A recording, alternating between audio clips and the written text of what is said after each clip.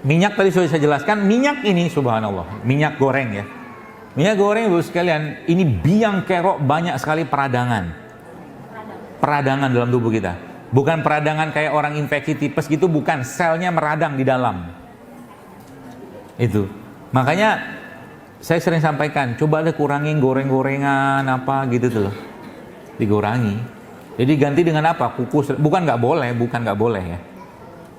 Oh enak banget badan. Ya, kalau sudah peradangan itu sudah berkurang, sel-sel radang itu berkurang, yang terjadi apa? Yang terjadi nyeri akan berkurang. Nyeri akan berkurang. Misalkan tiba-tiba Anda ngurangi makan gorengan misalkan ya, yang minyak itu dengkulnya yang sakit, tangan yang sakit itu udah mulai berkurang nyerinya tuh. Karena dia salah satu biang keroknya penyebab radang. Itu. Berarti boleh kan kita tetap, kalau saya tetap pengen goreng gimana? Caranya gimana?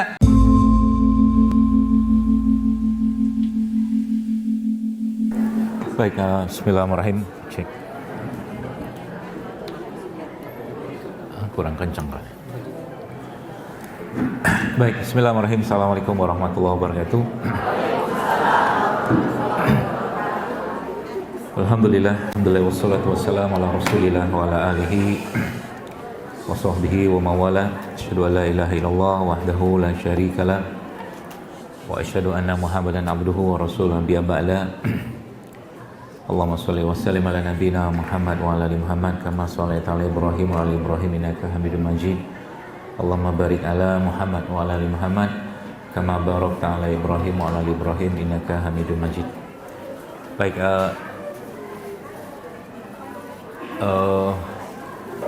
kalau ada yang masih mau ngomong dulu aja. Saya persilakan untuk bicara dulu. Karena judulnya kita berada di majelis ilmu ya, barang-barang yang disebut juga nama Allah juga ya. Mari kita tenang sebentar ya, insyaallah. Mudah-mudahan Allah berkahi majelisnya. Baik, auzubillahi minasyaitonir rajim. Bismillahirrahmanirrahim. Qul in kuntum tuhibbunallaha fattabi'uni yuhibbukumullahu wa yaghfir lakum dzunubakum wallahu ghafurur rahim.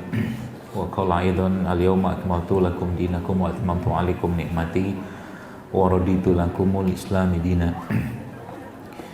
Jamaah yang dirahmati Allah Subhanahu wa taala, kita bersyukur, sangat-sangat bersyukur ya pada Allah Subhanahu wa taala di sisa-sisa kehidupan, di sisa-sisa dunia ini Allah masih berikan satu nikmat yang menurut saya nikmat tersebut tidak akan bisa digantikan oleh apapun. Karena sekelasnya Nabi SAW saja, ketika beliau alaihissalatu wassalam mendoakan pamannya beliau Abu Thalib ya, ternyata Allah tidak menerima permintaan doa dari Nabi SAW. Sehingga kita tahu bahwa orang yang baik itu, Abu Thalib itu orang yang baik ya, yang menjaga Nabi, merawat Nabi, melindungi Nabi itu ternyata mati ya, meninggal dalam keadaan dia tidak beriman pada Allah Subhanahu wa taala. Maka nikmat iman itu atau nikmat Islam itu menjadi suatu hal yang mahal ya, mahal, sangat mahal. Teman sayangnya kita seringnya itu nggak merasakan mahalnya itu kayak apa. Ya.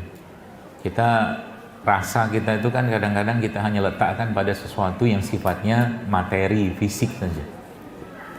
Bahkan kalau itu nggak diberikan oleh Allah Subhanahu wa taala, kita seperti merasa kita orang yang paling rugi atau mungkin Allah nggak sayang dengan kita. Padahal justru malah di balik itu ada sesuatu yang jauh lebih mahal. Contoh yang mencontoh. Ketika kita meminta pada Allah untuk diberikan atau dibelikan rumah oleh Allah misalkan ya. Kita doa setahun, 2 tahun, 3 tahun, ya kita berdoa dengan merengek-rengek minta sama Allah untuk diberikan rumah oleh Allah. Kalau saya tanya kepada Bapak Ibu sekalian, kepada jamaah sekalian, maka pertanyaannya, apakah kebahagiaan yang akan kita rasakan itu adalah saat rumah itu sudah diberikan oleh Allah? Maka jawabannya iya. Ya kan, kita bahagia. Ya. bahagialah bahkan ketika rumah itu sudah ada di depan mata kita, yang entah kita belinya seperti apa nggak tahu lah, pokoknya intinya dapat rumah itu aja. Tapi satu hal yang kita nggak atau belum paham, justru malah kalau kita ngulik lebih dalam lagi ya tentang kebahagiaan itu, justru malah kebahagiaan itu sudah dimulai saat Allah mengilhamkan kita ya, memberikan petunjuk kepada kita untuk apa? Untuk berdoa minta rumah. Itu udah bahagia sebenarnya. Ya cuman kita menyempitkan kebahagiaan tadi ya, sehingga kebahagiaan yang besar yang akan kita rasakan itu justru malah pada saat rumah itu sudah kita dapatkan. Padahal ketika kita berdoa minta sama Allah ya untuk diberikan rumah tadi itu, maka itu sudah awal kebahagiaan yang sangat berlimpahnya luar biasa. Ya makanya banyak orang yang sudah paham kaidah ini malah justru mereka itu berbahagia justru malah ketika mereka dapat ujian. Kenapa coba? Karena saat mereka diberikan ujian oleh Allah Subhanahu wa taala, jadi mereka sangat dekat dengan Allah. Kan gitu. Justru malah kadang-kadang ketika kita tuh nggak ada ujian, nggak ada musibah, nggak ada cobaan, ya doa kita datar, sholat kita datar, ngaji kita datar, nggak ada rasa, kan gitu kan. Makanya bicara tentang iman itu, Bapak sekalian, jamaah sekalian, menjadi sesuatu yang tidak akan bisa dinilai oleh apapun gitu kan, nggak bisa ya. Bahkan contoh ya, kalau kita tahu misal ya laki-laki ya, yang khususnya yang kalau misalkan ini nilai secara syariat, Nabi katakan bahwa sholat ya, laki-laki itu yang sholat di shaf pertama itu tuh dia, yaitu shaf terbaiknya laki-laki itu shaf pertama, shaf terbaik perempuan paling belakang. Nah itu jangan salah ya. Nah laki-laki yang sholat di shaf pertama itu ya ibaratnya dia mendapatkan, kalau sekarang itu mungkin ya mobil-mobil mahal gitu loh, mobil Mercy lah, BMW apa segala macam gitu kan ya. Itu bisa dinilai nggak? Ya itu kan ilustrasi saja, bahkan dapat, kata Nabi itu kan dapat unta merah, unta apa gitu-gitu loh bahasa hadisnya kan. Maka kalau ini jamaah sekalian kita pahami dengan rasa iman kita, maka akan ada sesuatu rasa di situ yang bahkan kita nggak mau kasih shaf pertama itu kepada orang lain. Kenapa? Mahalnya luar biasa. Makanya masuk juga kalau kita bicara tentang keimanan kita ya. Contoh mungkin gak usah angka yang gede lah, misalkan kalau kita bicara misalkan uang 10M misalkan. Uang 10M bagi saya, bagi Anda gede lah, besar sekali uang itu gitu kan. Tapi kalau kita ukur uang itu atau nilai uang itu dengan kalimat Nabi SAW yang kata Nabi, 2 rakaat sholat qobliyah subuh itu lebih baik daripada dunia dan segala isinya, maka 10 miliar itu ada nilainya nggak? Ada.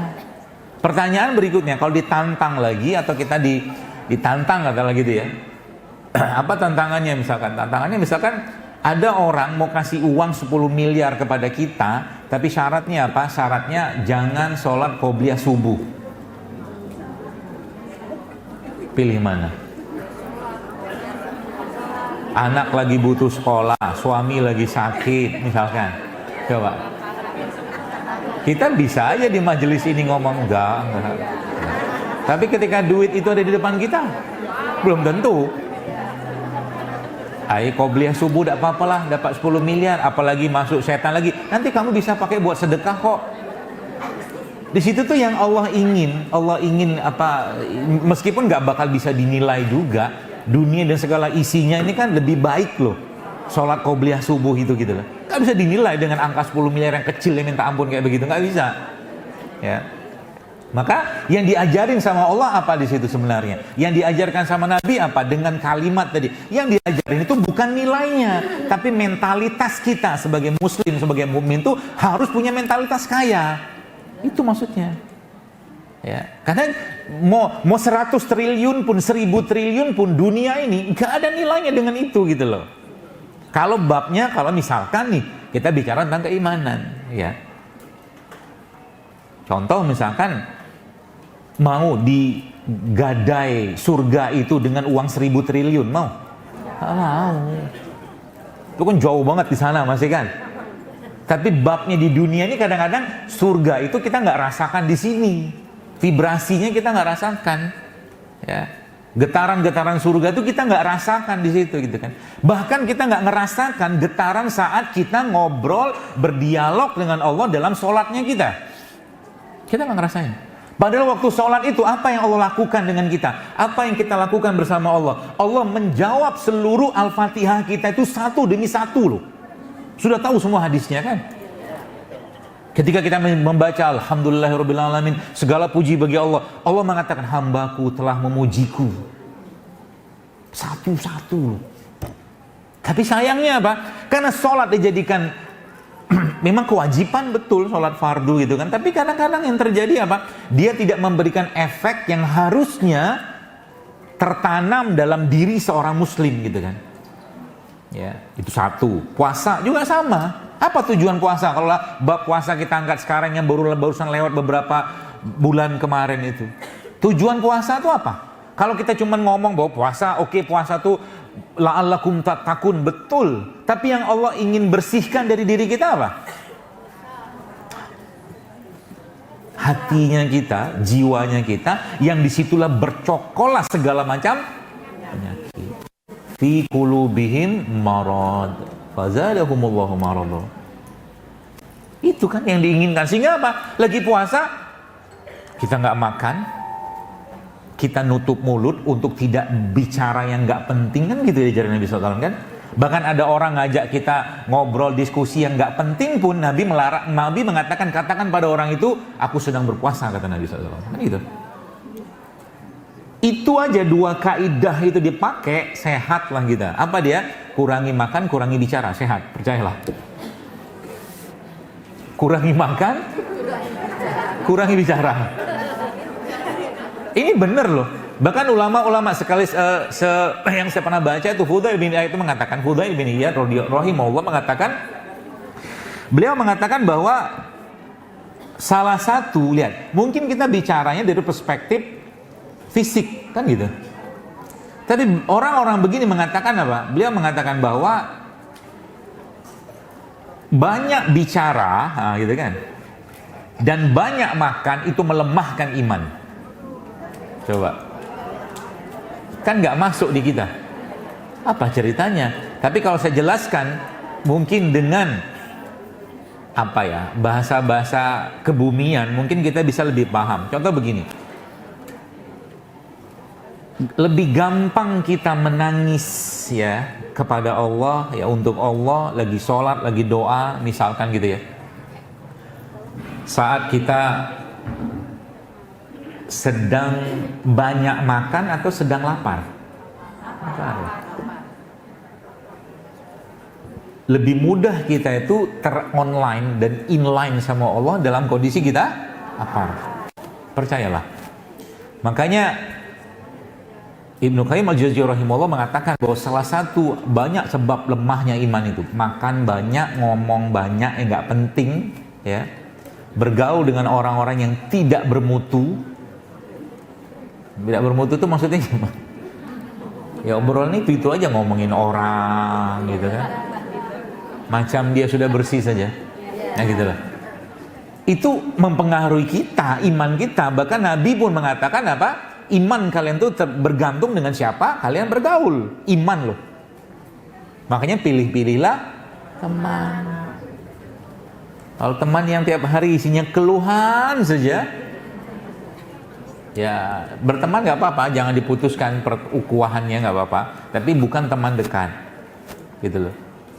Ya, makanya Islam itu memberikan. Tadi kan saya jelaskan di awal tadi, al-yauma akmaltu lakum dinakum wa atmamtu 'alaikum ni'mati wa raditu lakum islami dina. Bahwa sesungguhnya agama ini sudah sempurna. Ya. Allah Subhanahu wa taala telah menyempurnakan agama Islam ini sehingga kebutuhan kita untuk hidup di dunia ini semua sudah dijelaskan oleh Allah sedetail-detailnya. Detail nggak? Nah, motong kuku ada caranya. Ya kan?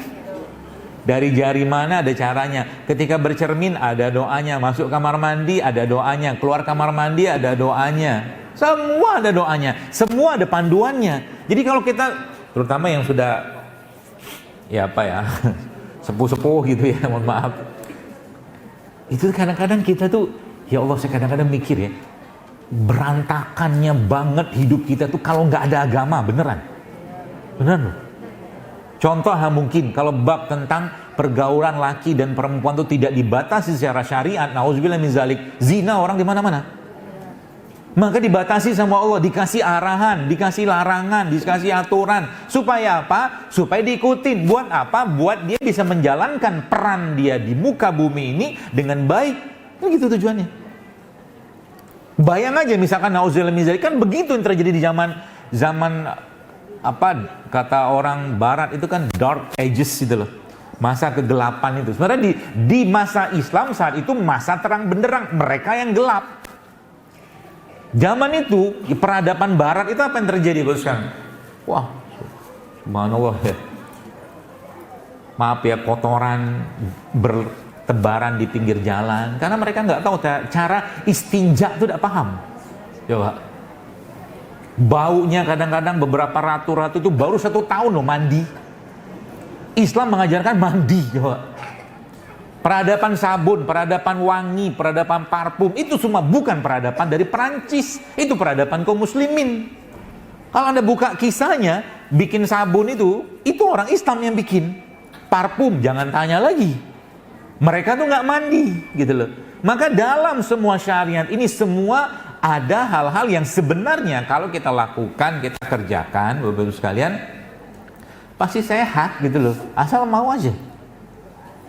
Gitu kan? Kalau saya sekarang di sini ngomong tentang makanan sehat, makanan nggak sehat, semua sudah paham, betul? Tapi kenapa masih makannya nggak sehat? Nah, kan jawabannya gitu-gitu aja kan?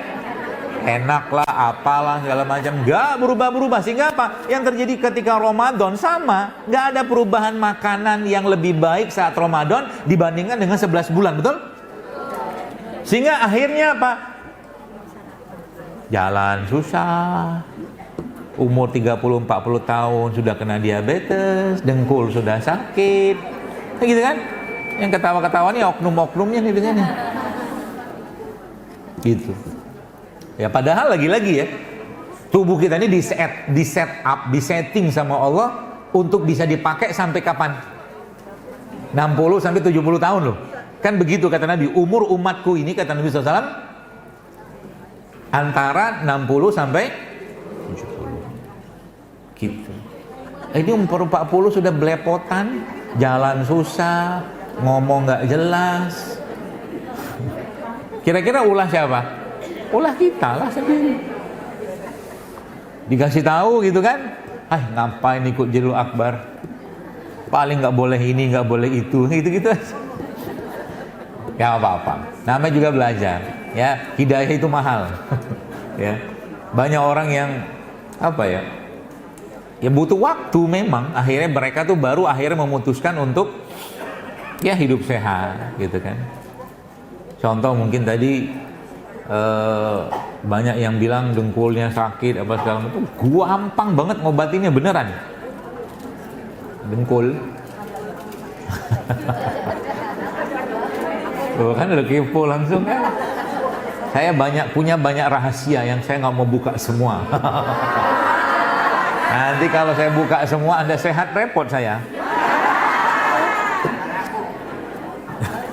Jadi mau sehat atau mau nggak sehat? Sehat. Serius? Serius. Janji ya? Janji. Allah saksinya ya? Kalau dilanggar gimana? Sholat taubat lagi gitu kan? Allah kan maha pemaaf, maha penerima taubat, kan gitu aja kerjaan kita kan? Saya bener tanya loh, Anda mau sehat? Mau ikutin arahan saya? Beneran? Oke, catat baik-baik. Catat baik-baik, mulai hari ini kerjakan. Kalau dilanggar, Anda bohong. Baik kan? Ya kan? Udahlah gitu aja biar gampang. Paling-paling, bukan paling-paling, kan ditunjuk nih kasih resep apa lagi dokter kan gitu kan? Padahal obat paling mudah itu apa? Bahagia. Bahagia. Betul. Tapi masalah kita definisi bahagia kita tidak paham. Itu masalahnya. Ketika anak selesai sekolah wisuda, bahagia kita. Itu memang bahagia? Seneng kali ya? Beda soalnya. Ya, bahkan bahagia itu tidak ada sangkut paut dengan kesusahan kita, beneran. Baik, saya tanya begini. Haji yang ngantri 15 tahun, 20 tahun itu kan, mohon maaf, maktabnya kan jauh, pahalanya besar, capek nggak? Capek. Udah kadang-kadang ada masalah ini, masalah itu, apa segala macam gitu kan. Jadi harus banyak-banyak sabar. Pokoknya banyak kesusahan yang dia rasakan selama di sana, katanya gitu. Apalagi haji yang orang zaman dulu yang naik kapal. Lebih susah nggak? Tanyalah sama orang-orang dulu yang naik kapal, pergi haji segala macam itu. Mau pergi lagi nggak? Mau. Susah nggak padahal? Susah. Kenapa mereka mau pergi lagi? Nah, itu ilmunya. Jadi kalau bahagia itu, kalau Anda benar-benar mau ngerasakan bahagia, maka kalau bahagia itu dilekatkan dengan syariat, itulah kebahagiaan yang hakiki. Itu satu kaidahnya. Jadi kalau mau hidup kita ini, orang bahagia itu sehat nggak? Sehat. Artinya, tadi kan saya bilang, kebahagiaan itu harus dilekatkan dengan syariat. Tanpa dilekatkan dengan syariat itu kebahagiaan dunia, kebahagiaan semua, atau mungkin bahasa kita tuh kesenangan saja sebenarnya. Itu. Ya. Dan biasanya lama nggak? Lama. Nggak bisa. Kesenangan nggak lama. Beli rumah paling seminggu, sebulan, berapa lah. Beli mobil gitu kan. Anak wisuda atau gini-gini, sebentar, percaya. Tapi kalau kebahagiaan yang berhubungan dengan syariat, itu memorinya tidak akan bisa tergantikan oleh apapun dan dia tetap stabil kebahagiaannya. Contoh. Kalau Anda ingat sholat, Bapak Ibu sekalian, jamaah sekalian, sholat yang dimana saat sholat itu Anda baru takbiratul ihram saja udah nangis gitu loh. Baca Al-Fatihahnya nangis, lagi on banget sama Allah gitu ya. Baca Al-Fatihahnya, baca suratnya, kemudian dia rukunya juga nangis. Ya, nangisnya kenapa? Nggak tahu juga, pokoknya nangis aja. Gitu kan? Kalau saya jelasin nangisnya kenapa, Anda bisa nangis beneran. Pengen tahu kenapa nangisnya? Saya kasih tahu. Dengerin baik-baik. Kita nih hidup di dunia tanpa modal loh.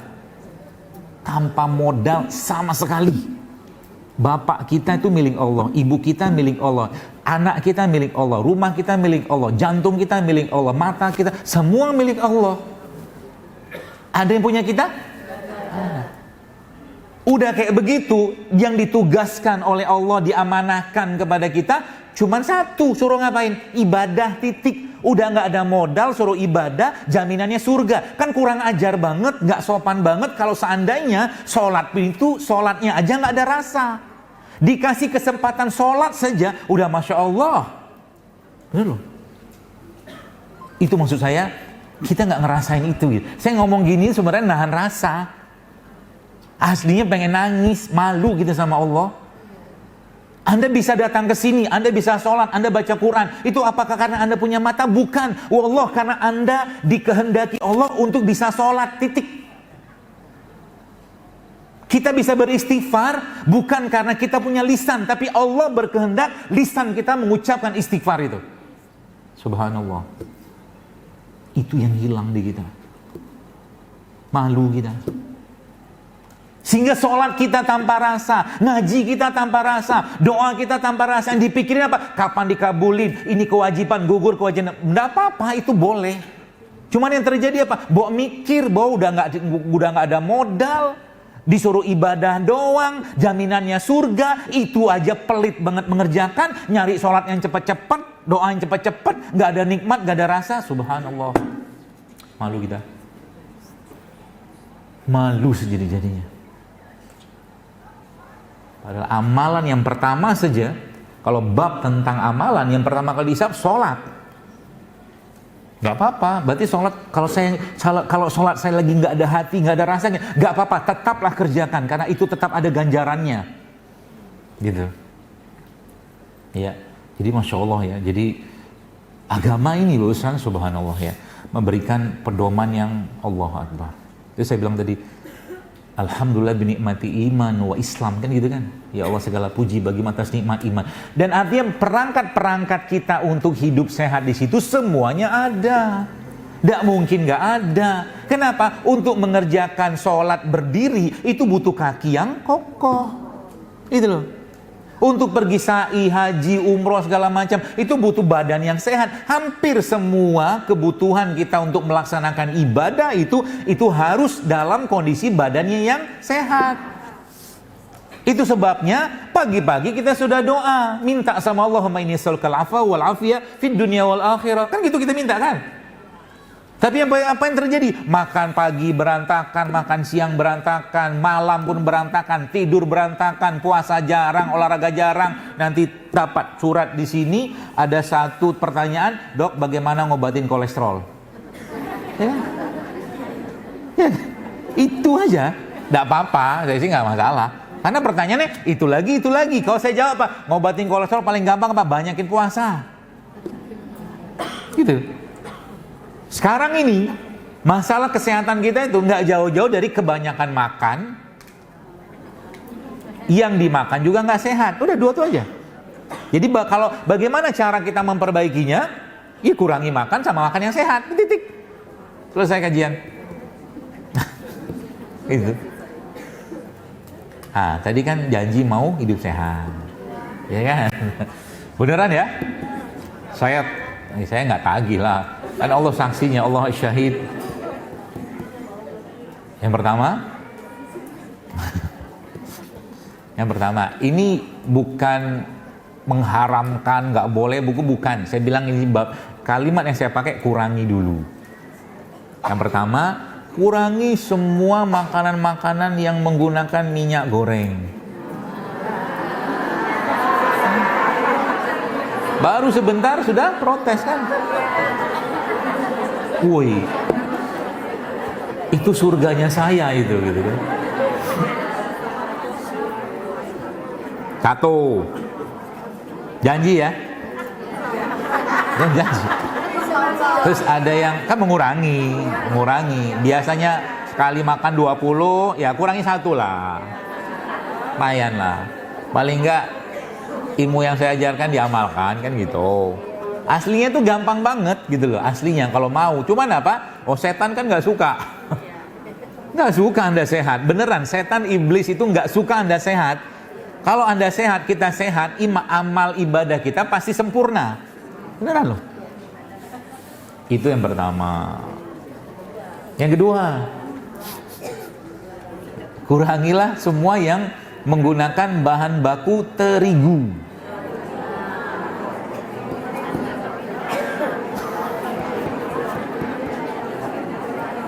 Nanti saya kasih tahu efeknya kayak apa. Tapi catat aja dulu.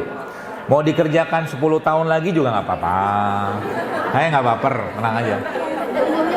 Udah. Yang kedua kan? Nah, yang ketiga nih, makin ringan. Pokoknya apapun yang Anda makan, mulai sekarang kurangilah konsumsi. Kalau bisa stop gula pasir.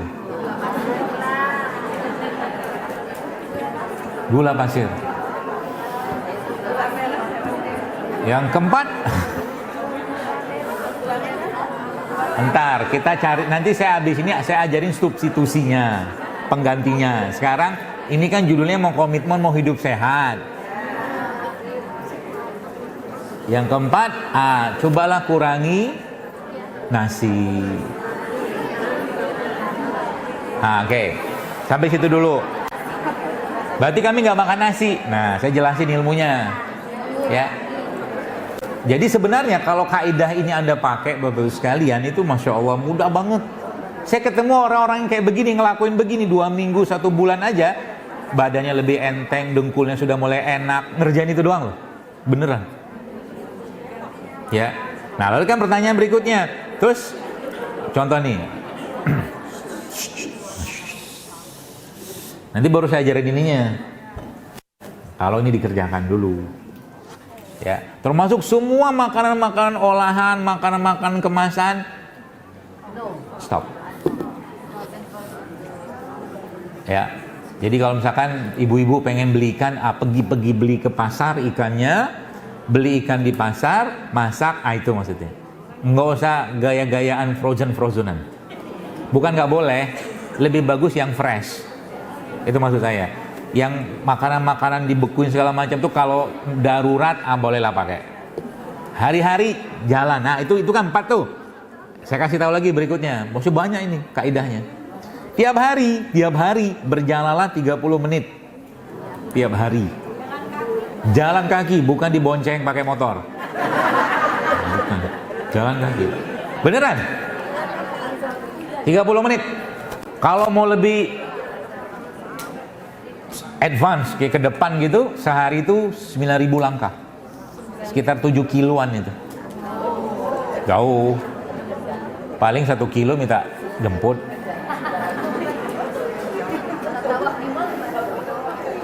Udah 3 kan? Sudah berapa tadi? 4. 5. Tadi yang oke, kita bahas dulu yang pertama tadi. Sebab kalau ini tetap Anda kerjakan, kalau tetap dikerjakan, terus menerus dimasukkan, gini loh. Gimana Anda mau beresin rumah kalau rumahnya diberantakin terus gitu loh. Nah, yang bikin berantakan tuh salah 4 itu tadi itu. Terutama kalau dari 2 tadi itu, kalau boleh saya tarik, yang paling agak berat tuh memang di gula sama minyak. Beneran itu. Itu paling berat 2 itu. Nanti saya ajarin caranya ya. Nah, kenapa? Baik. Saya kasih tahu ilmunya. Gini. Tubuh kita nih di setup sama Allah, di setup sama Allah itu, dia sebenarnya tahan banting gitu loh. Tahan banting, tapi catatannya apa? Tahan bantingnya kalau dia bisa kalau dia digunakan sesuai dengan kaidahnya. Kaidah itu kadang-kadang kalau ajarkan, contoh begini. Dok, saya belum bisa meninggalkan nasi, nggak apa-apa. Tapi ingat, orang dahulu kala udah ngajarin kita cara makan karbohidrat yang benar. Mau tahu caranya? Baik. Ingat kalau orang makan getuk. Getuk tuh makannya pakai apa? Getuk makannya pakai kelapa, ya kan? Getuk itu kan dari singkong. Nah, kelapa itu lemak, ya. Kelapa itu lemak, maka lemak itu ketika ketemu karbohidrat, kan singkong karbohidrat tuh. Yang terjadi, dia tidak akan menyebabkan lonjakan gula dalam tubuh kita. Oke? Berarti salah satu kaidahnya kita untuk mencegah gula darah kita tuh langsung lonjak setelah kita makan karbohidrat. Kenapa saya tadi mengatakan kurangi nasi? Karena nasi yang ada zaman sekarang, berasnya itu sudah kehilangan serat. Gitu. Zaman dulu, orang masih makan beras pecah kulit. Betul kan? Beras pecah kulit itu kan beras yang digilingnya cuma sekali doang lah. Masih ada seratnya. Zaman sekarang karena permintaan manusia sekarang, akhirnya digiling luar biasa sehingga beras itu kehilangan seratnya. Ya. Maka serat inilah yang kita butuhkan sebenarnya. Maka orang zaman sekarang ketika makan nasi ya, yang terjadi adalah gulanya naik cepat, apalagi nasinya banyak. Gitu. Ya. Nah, salah satu kaidahnya Pak, tambahkan lemak di situ. Nah, saya kasih tahu lagi ilmunya. Berarti caranya gampang. Makanya agama ini, insya Allah, udah dimudahkan buat kita semua untuk mengamalkannya. Jadi kalau misalkan bab tentang pernasian ini kita mau ulik-ulik sekarang, dok saya nggak makan nasi nggak apa-apa, tetap makan nasi silakan aja, tapi jangan banyak-banyak. Kalau pakai aturan orang-orang kayak kita sekarang ini, nggak usah banyak-banyak juga, sehari itu 1 kepel sehari cukup. Tapi supaya dia tidak memberikan efek yang cukup berat buat tubuh kita sehingga nanti terjadi lonjakan gula tadi, campurkan serat di situ. Serat yang paling mudah adalah campurkan minyak saja di situ. Mau zaitun kek, VCO kek, campurkan di situ. Itu satu. Yang kedua apa? Campurkan biji-bijian di situ. Kacang hijau, kacang tanah, atau sekarang kan ada tuh produk yang isinya biji-bijian tuh, yang dicampurkan ke nasi tuh. Nggak usah sebut lah mereknya apa, itulah. Itu juga bagus. Ya. Itu akan menyebabkan apa?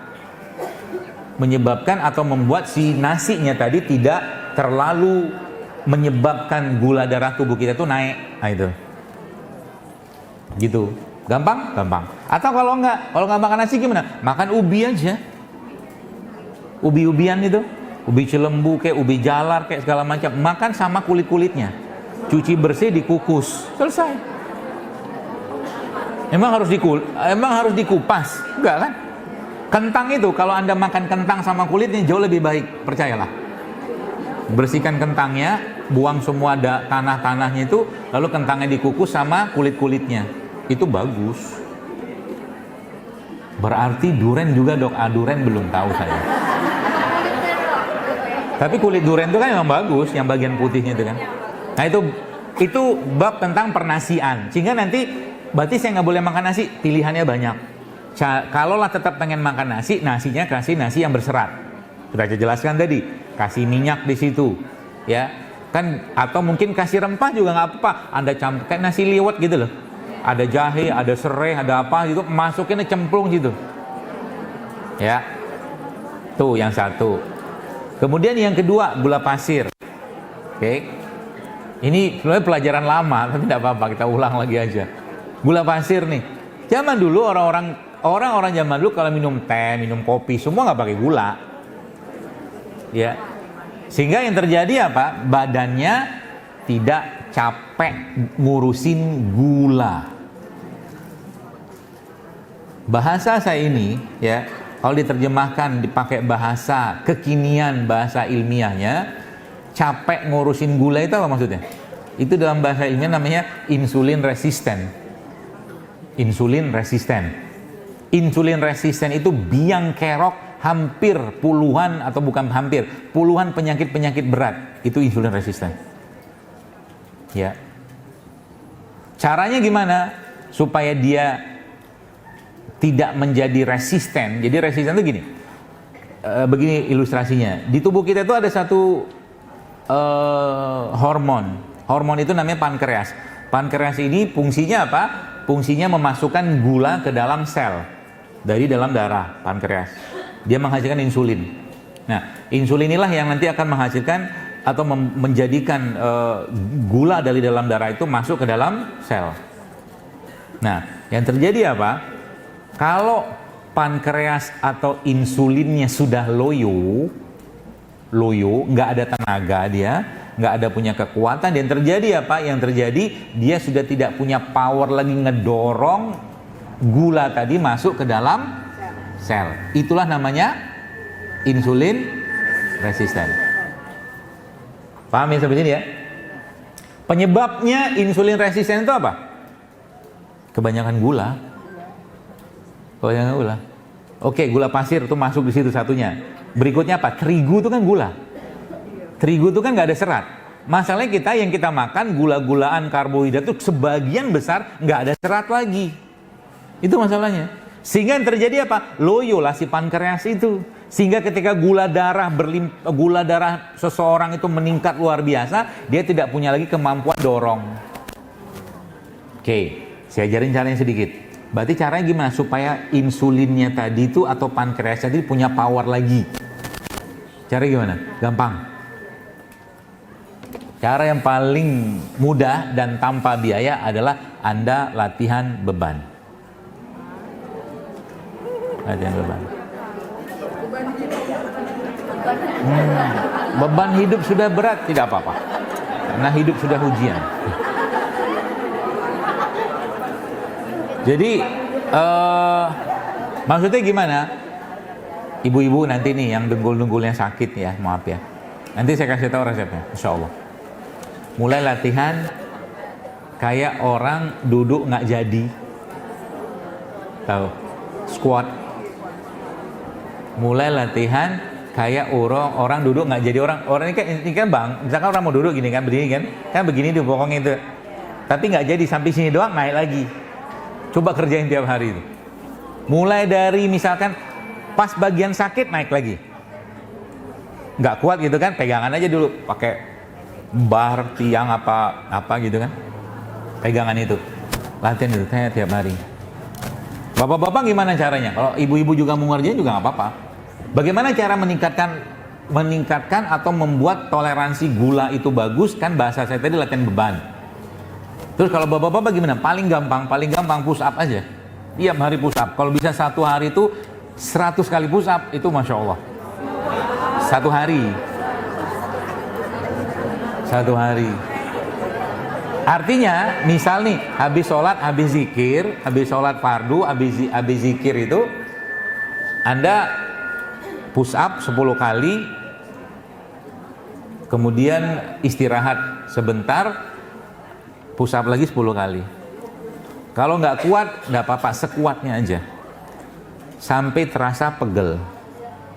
Kalau sudah terasa pegel, nanti lama-lama akan terbentuk otot yang baru. Otot yang baru itulah nanti akan memecah gula di dalam tubuh kita. Gampang kan? Itu maksudnya.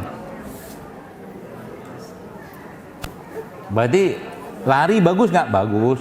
Tapi kalau mau dapat lebih banyak kekuatan dalam tubuh kita yang sekarang ini sekalian, untuk memecah gula tadi, perbanyaklah massa otot. Kita kan nggak memperbanyak massa otot, tapi memperbanyak massa lemak. Ya kan?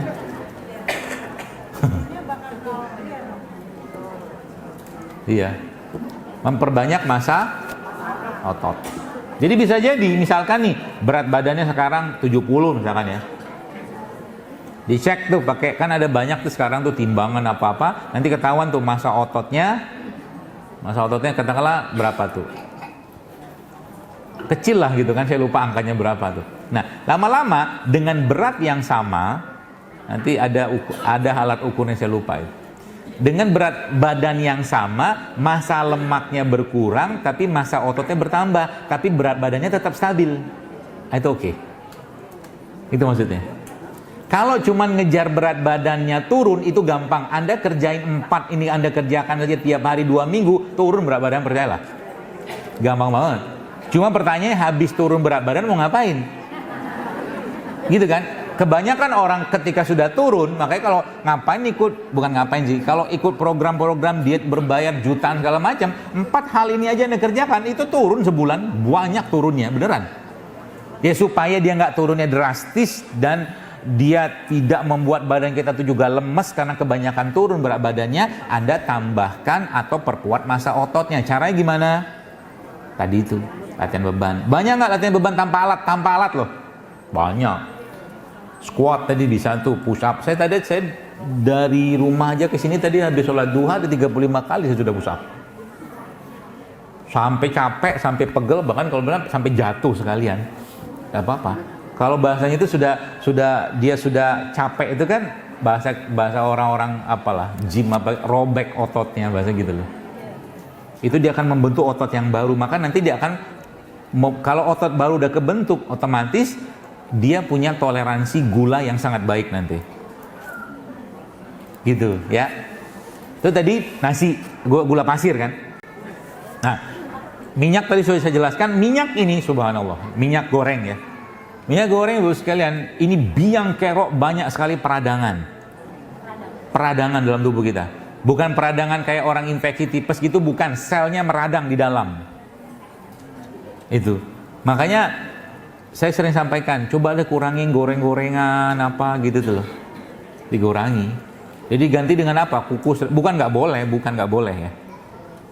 Oh, enak banget badan. Ya, kalau sudah peradangan itu sudah berkurang, sel-sel radang itu berkurang, yang terjadi apa? Yang terjadi nyeri akan berkurang. Nyeri akan berkurang. Misalkan tiba-tiba Anda ngurangi makan gorengan misalkan ya, yang minyak itu dengkulnya yang sakit, tangan yang sakit itu udah mulai berkurang nyerinya tuh. Karena dia salah satu biang keroknya penyebab radang. Itu. Berarti boleh kan kita tetap, kalau saya tetap pengen goreng gimana? Caranya gimana? Kalau saya biasanya pakai minyak kelapa. Minyak kelapa.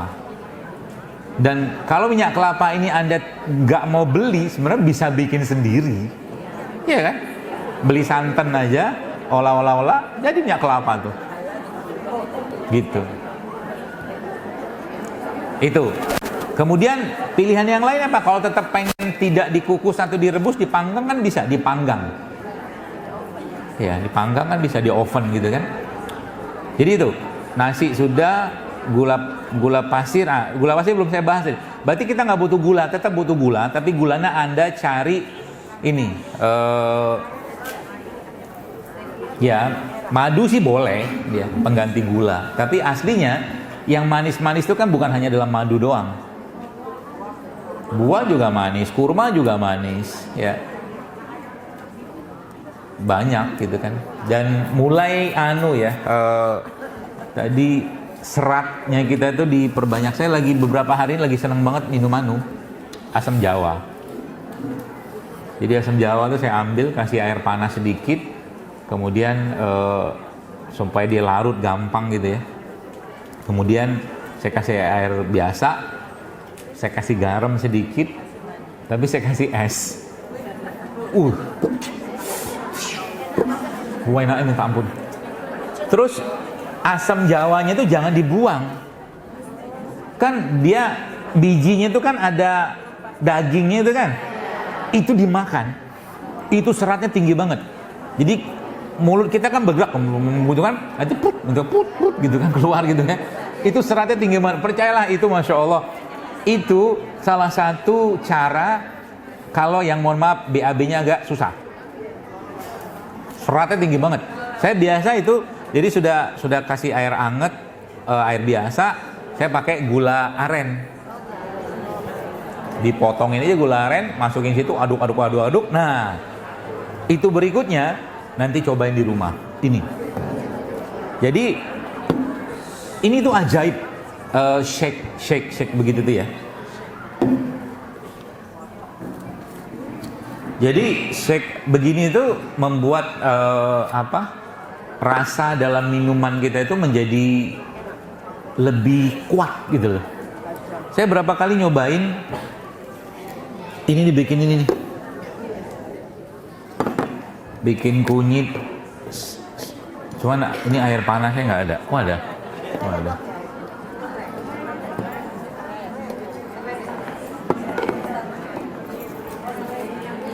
Oh iya.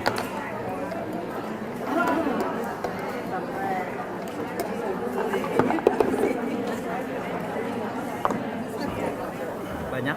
Sedikit aja. Cukup? Dah. Ada sendok. Nanti cobain di rumah. Jadi tadi malam tuh saya bikin asam jawa itu. Setelah saya seduh pakai air panas gitu ya. Kemudian kasih gula aren, kasih garam dikit, itu saya shake. Dikocok. Di rumah nggak ada ini, saya pakai tumbler plastik aja, saya tutup gitu kan. Jadi gula arennya saya masukin situ, saya shake. Habis itu saya kasih es. Enak banget, serius enak banget. Susah digambarkan enaknya itu kayak apa.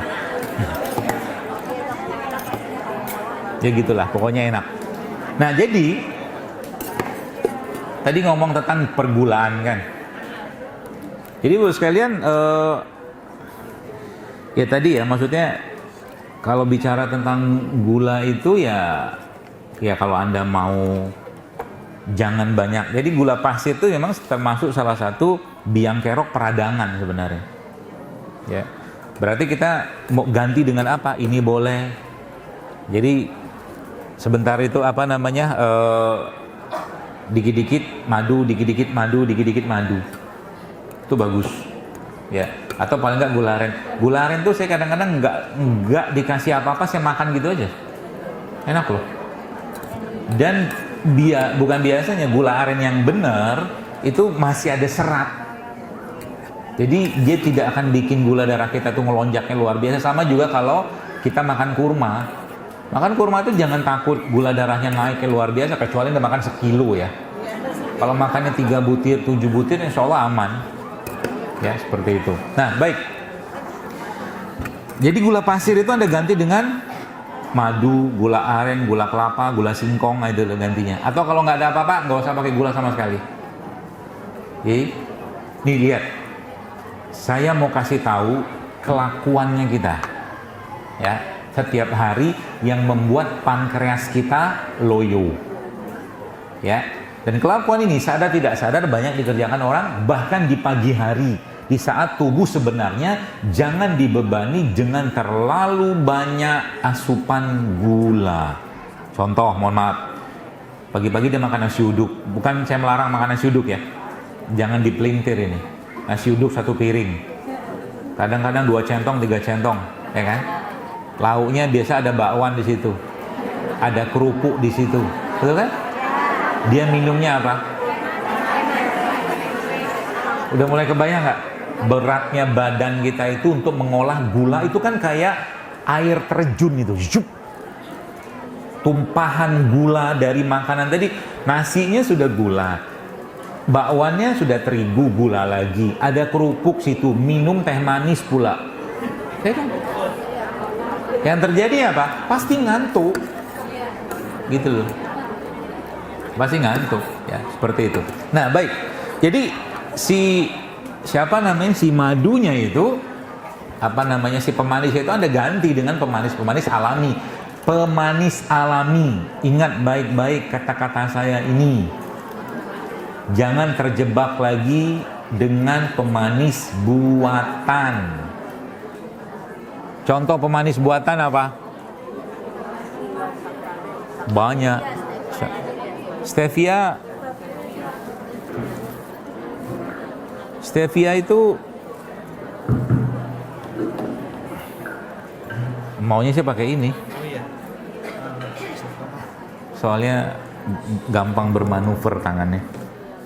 Stevia itu pemanis alami loh. Alami. Yang saya maksud buatan ini, nanti coba aja di browsing di internet pemanis buatan. Nanti ketemu tuh, minimal akan ketemu 2 ini. Yang pertama apa? Aspartam. Itu pemanis buatan tuh.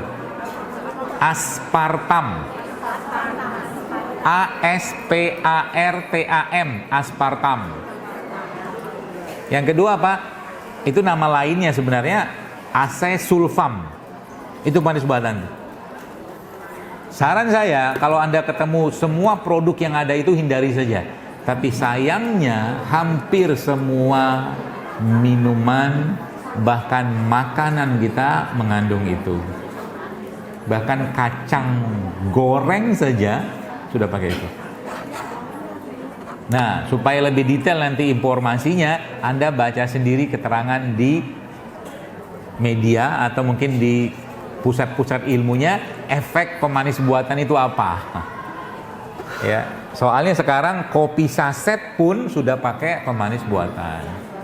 Sirup yang biasa dipakai Ramadan itu sebagian besar sudah pakai pemanis buatan.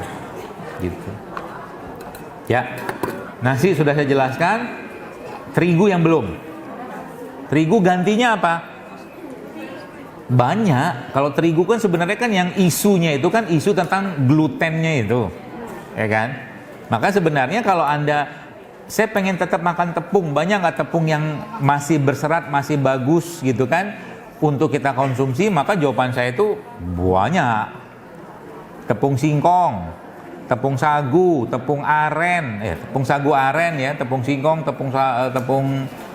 tepung jagung, tepung sorghum, banyak banget. Ya, nggak usah khawatir. Yang kita makan kebanyakan terigu-terigu itu kan adalah terigu-terigu yang sudah kehilangan serat. Gitu. Jadi kalau ibu-ibu pengen makan bakwan, nanti saya ajarin kalian.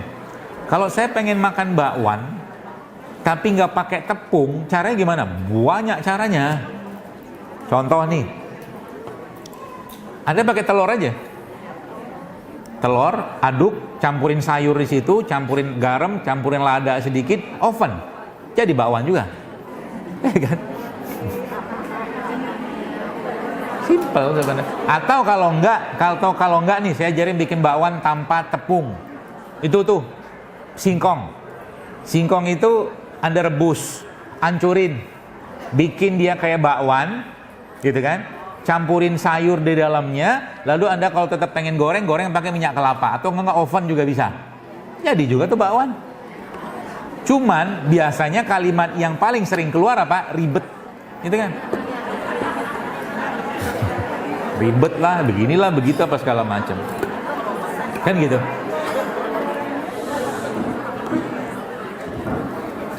Nah, makanya ya memang ada momen-momen harus ribet memang awal. Tahu kalau saya mau beli sesuatu yang panas saya pakai apa? Saya bawa rantang dari rumah, beneran. Saya bawa rantang.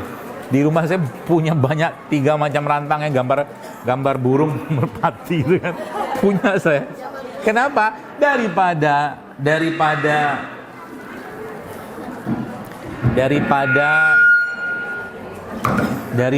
saya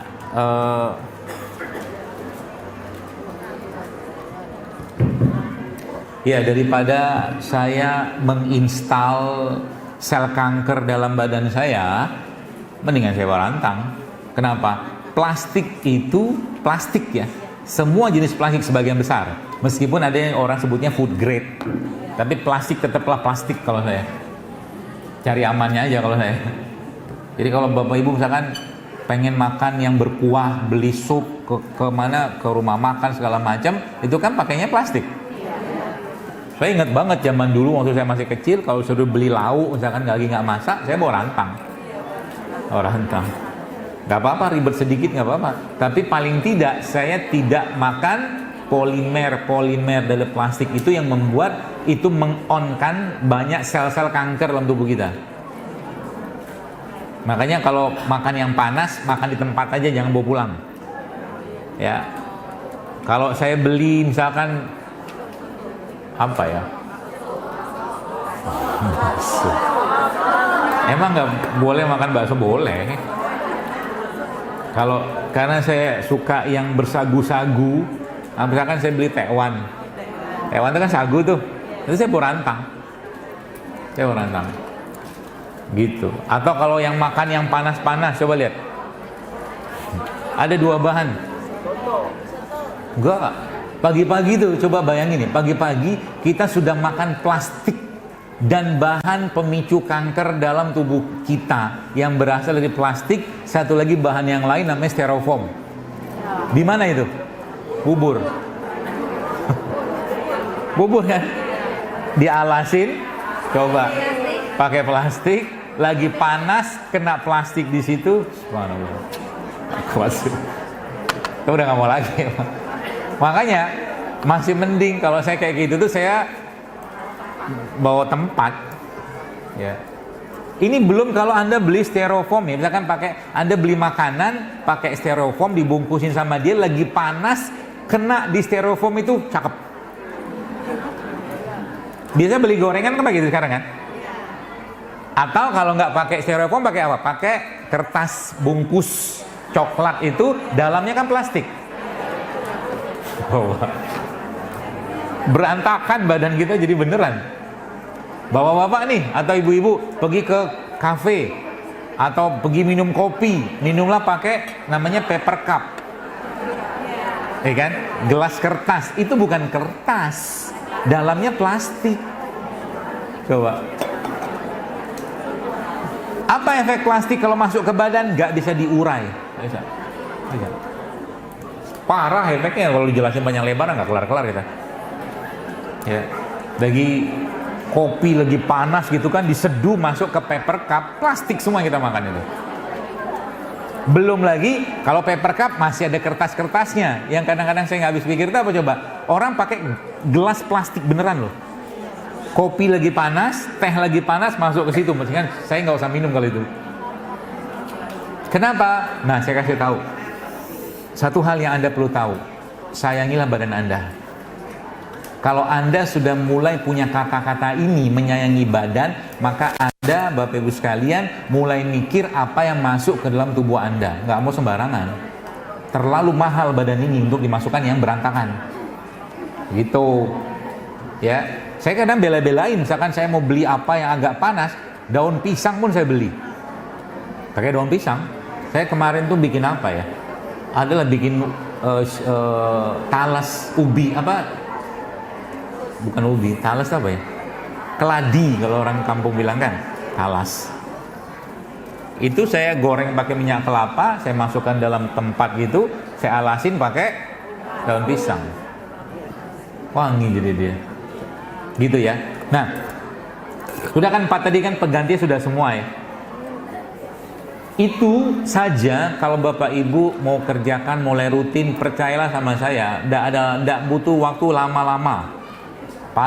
Paling sebulan itu sudah mulai tampak berubah, nyeri berkurang, pusing berkurang, ya moodnya makin bagus. Apalagi dengan catatan gini, misalkan Anda sudah mulai memasukkan lebih banyak serat ke dalam tubuh Anda.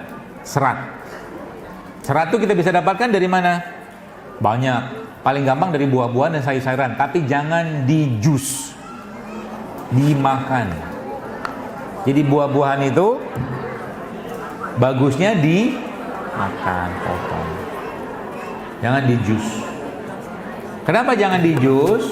Kalau Bapak Ibu makan nanas, satu nanas kecil seukuran beginilah gitu ya, Anda makan gitu, Anda potong, gula darahnya tidak akan melonjak lebih tinggi daripada kalau satu nanas tadi ada jus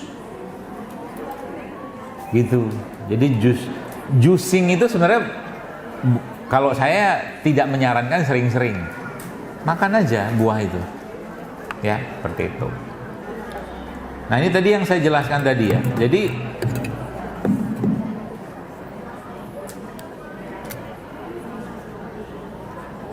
tadi ada janji saya apa tadi? Buat dengkul ya. Iya. Ini gampang banget beneran. Dari tadi gampang mulu. Hah? Iyalah. Resep buat dengkul sendi yang sakit, lambung yang bermasalah. Oke, resepnya begini. Ada esnya, Masya Allah. Resepnya begini. Anda beli tulang sapi boleh, tulang kambing boleh. Ya. Tulang onta pun boleh kalau ada. Lalu tulang itu masukin, cucilah semua segala macam, bersih-bersih. Tulang itu ada lemak nggak? Tulang loh.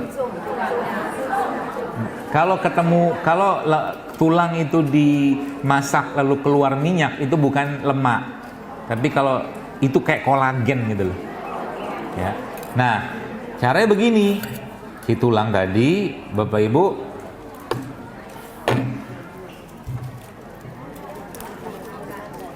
pandang.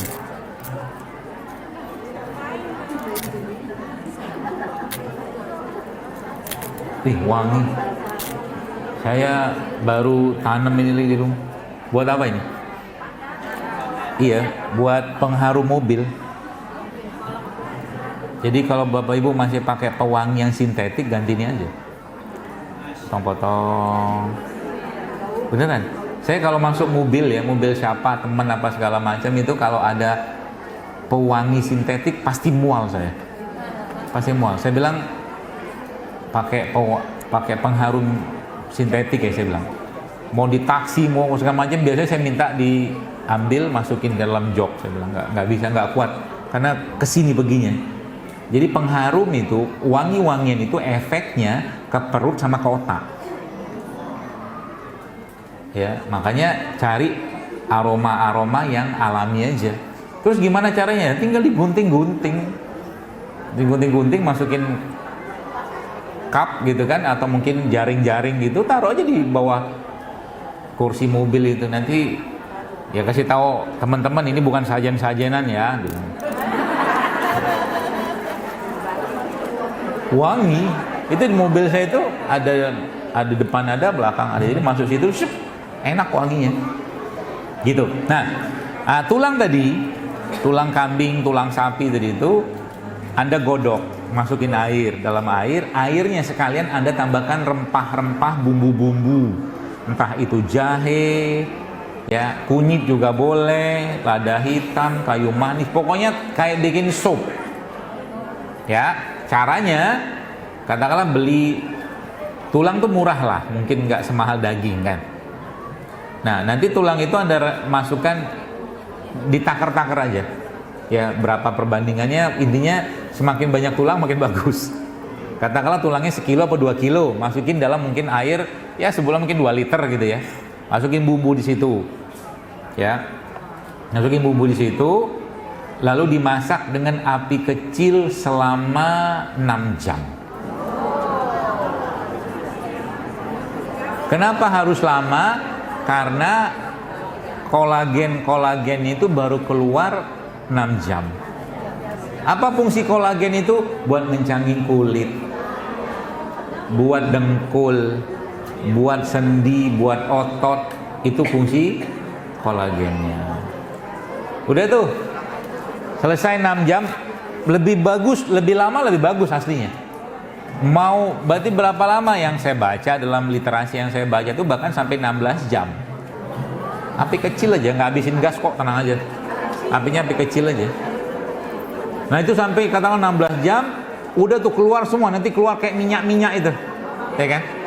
Nah, saring itu, tulangnya buang, airnya tadi Anda masukkan dalam botol apa segala macam, sehari minum 100 cc. 100 cc. 100 cc itu ya tau lah, sebotol kecil itu kan, sehari. Minum terus. Nanti lambungnya, jantungnya, otaknya, kulitnya semua akan kencang. Modal itu doang.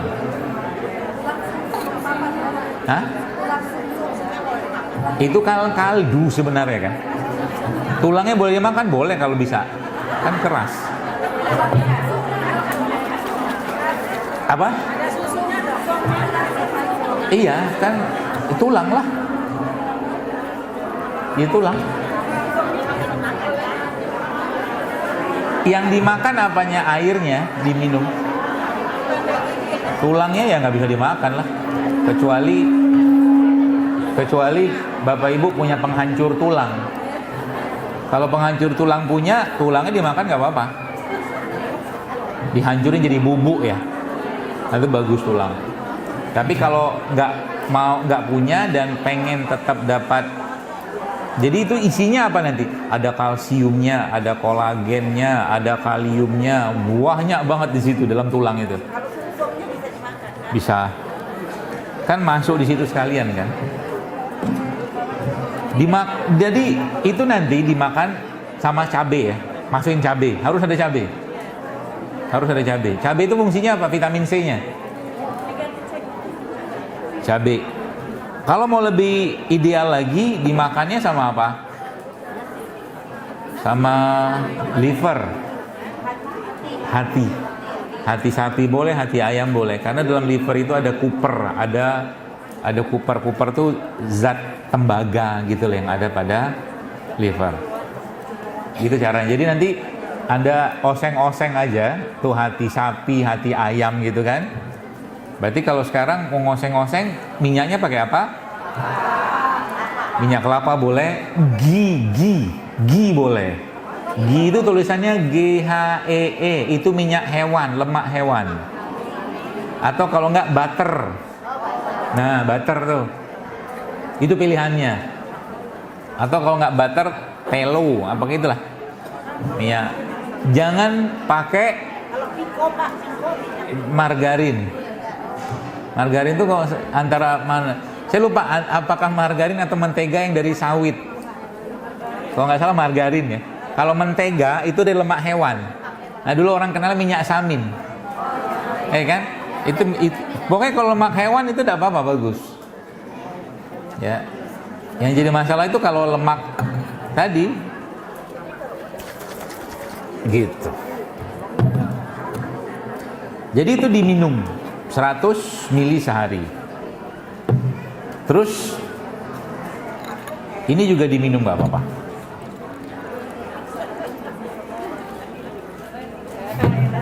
Saya mau minum dulu.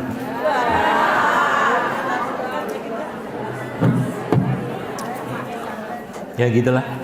Jadi ini sebenarnya kurang ini. Terus pertanyaannya, terus kalau saya rutin minum ini, yang terjadi apa kan gitu?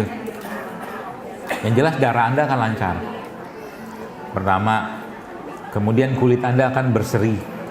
Karena kunyit salah satu anti aging yang terbaik. Kunyit. Murah kan?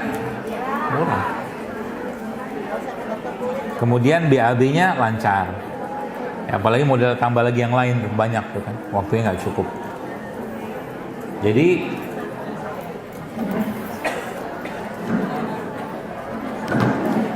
ini juga. Ini apa nih?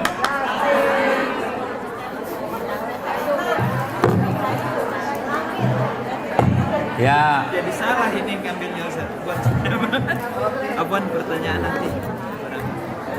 Saya di rumah kalau nggak pakai kayu, stainless, gitu.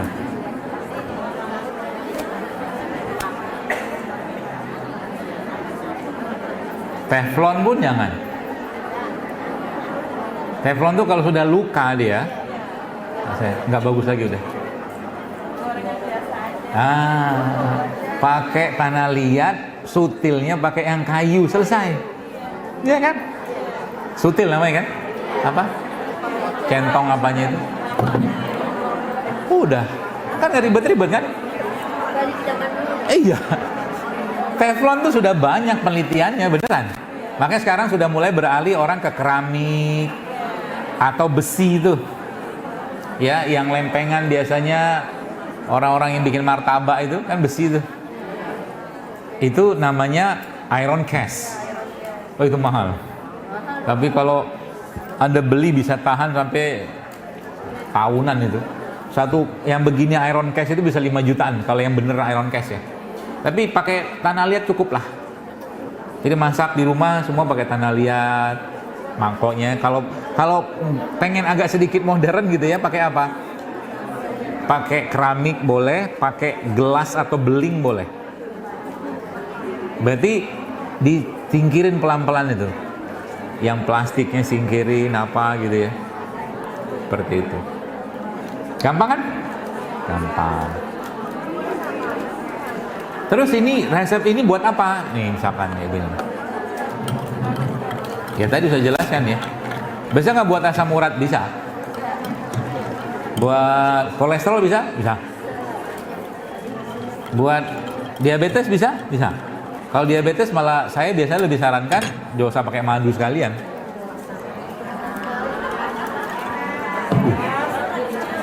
Gini. Nah, ini juga sama. Ini tahu apa ya? Ini sumber nih. Kalau saya tanya, siapa yang pengen pintar? Gitu ya. Angkat tangan juga. Ini salah satu caranya. Chiaseed. Chiaseed ini sebenarnya paling gampang minumnya ya kalau saya.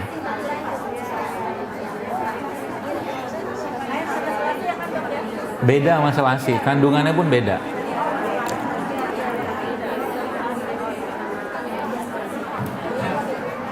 Kalau mau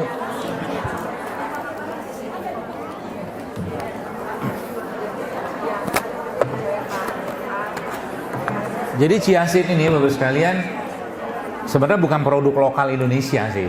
Cuman salah satu yang menarik dari chiaseed ini apa? Dia tinggi sekali kandungan omega 3-nya.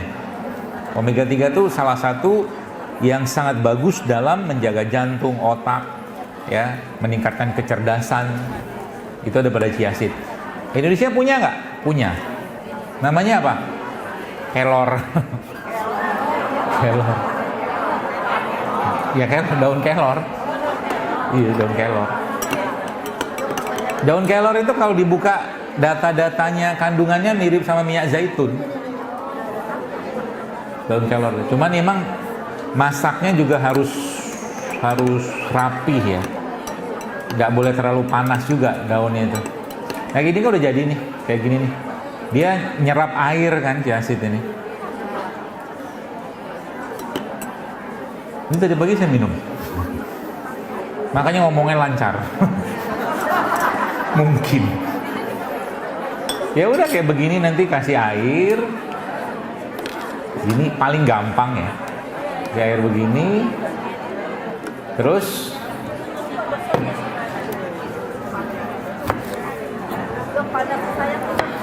Hah? Kasih jeruk begini.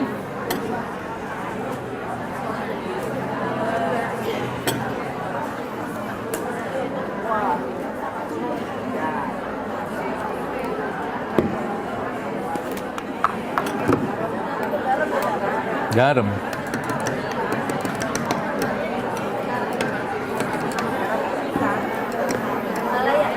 Buat apa ini? BAB lancar, otak kinclong, jantung oke, darah lancar. Modal ciasid doang. Kadang-kadang kalau saya pas lagi iseng, saya masukin ke sini.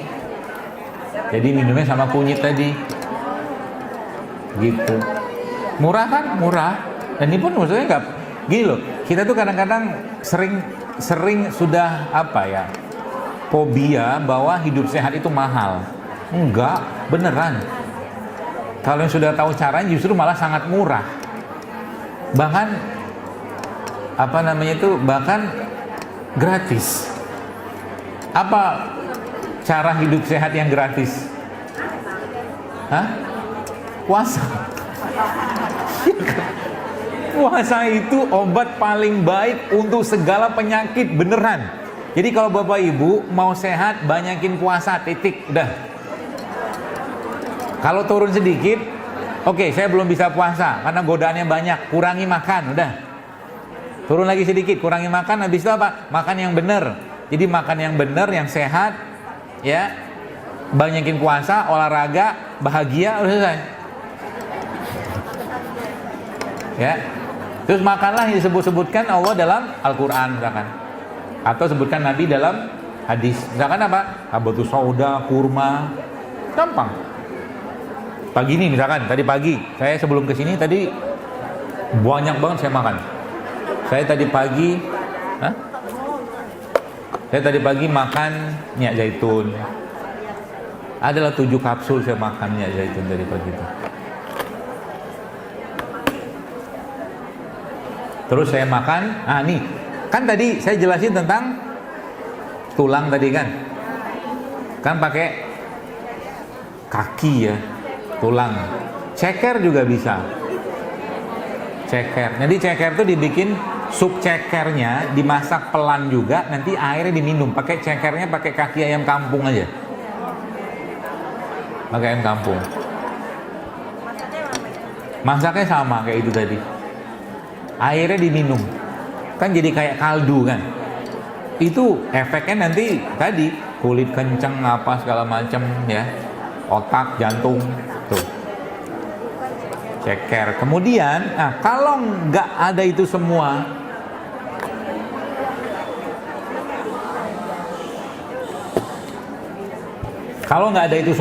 nanti saya ajarin cara lagi. Bagaimana caranya untuk jadikan tulang, jantung, otot, sendi kita kuat? Pakai 3 atau 4 resep ini. Tapi nggak bikin beginian aja. Bisa Anda pakai minyak zaitun. Kalau yang kapsul lebih gampang diminum. Sekali minum tuh mungkinnya 5 kapsul lah, oke. Kapsul minyak zaitun 5, minyak VCO 5. Kan nggak banyak. Sebenarnya kapsulan itu tuh nggak banyak-banyak juga kalau dibuka. Kadang-kadang sesendok aja nggak ada.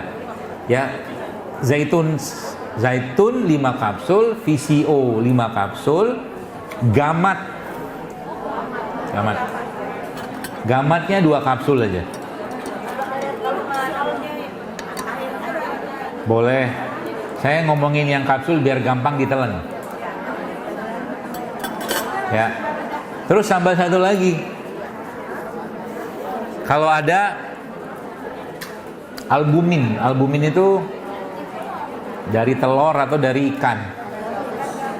Atau kalau enggak Anda cari kapsul albumin juga bisa. Ada banyak yang jual sekarang. Atau di depan ada apa nggak jual. Nah, itu kapsul albumin, gamat itu. Rutinin tiap hari itu.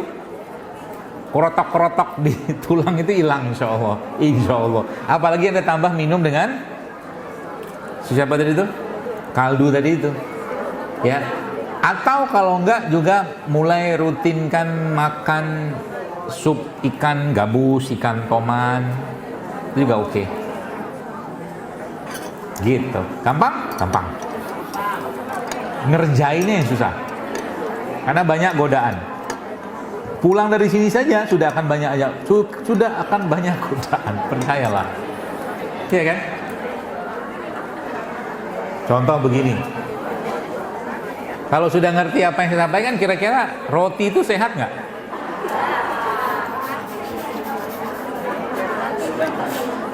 Kalau rotinya terigu, kan terigu tuh udah nggak ada serat. Tambah lagi apa di situ?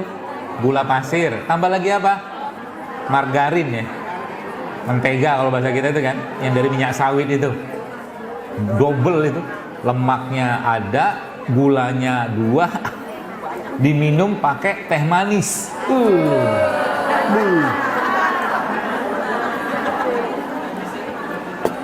Terus ngirim pertanyaan ke sini. Bagaimana cara menurunkan gula darah kan gitu kan? Yang dimakan modelnya kayak begitu. Gak apa-apa, makan aja. Yang penting Anda nggak suuzon dengan makanan itu. Ya, gitu ya. Nah sebenarnya sebelum ke pertanyaan, tadi sebenarnya syariat itu sekalian, kalau tidurnya kita benerin, sholatnya kita meskipun jelas kita bukan sholat untuk sehat, bukan. Kita sholat karena Allah. Ya, kita ngaji itu karena Allah juga. Ya, kita sedekah, semua itu kita kerjakan karena Allah. Tapi sebenarnya kalau dilakukan dengan benar-benar, maka itu semua menyehatkan. Maka kalau bahasa saya, aslinya sebenarnya semua syariat dalam agama ini menyehatkan. Semua syariat menyehatkan. Ya, sholat itu menyehatkan, sedekah itu menyehatkan, menyehatkan ini luar biasa. Ya, zakat itu semua menyehatkan, haji, umroh apalagi. Ya. Nah, berikutnya adalah bahwa Allah Subhanahu wa taala Bapak Ibu sekalian juga memberikan kepada kita bahan-bahan kayak begini nih. Ya. Tujuannya apa? Bahan-bahan ini diciptakan Allah mengganti sel-sel yang rusak dalam tubuh kita. Ya, makanya kalau tidak ada sakit apapun, ini bahan kayak begini coba tiap hari itu dimakan. Cuman kita nih alhamdulillah di Indonesia nih ya, meskipun kita nggak makan ini, tapi kita makan dalam bentuk yang lain, yaitu apa? Lauk. Kan lauk kita kan penuh dengan rempah kan. Makanya kalau saya biasanya kalau makan pindang gitu tuh, pindang ikan itu kuahnya pasti saya minum. Gitu. Kan nasi ini semua kan, jahe, kunyit, serai, lengkuas segala macam gitu loh. Jadi lagi-lagi fungsi mereka ini apa? Sel-sel yang rusak tadi kayak apa? Diservis sama dia. Ya. Kunyit misalkan, Anda mau bikin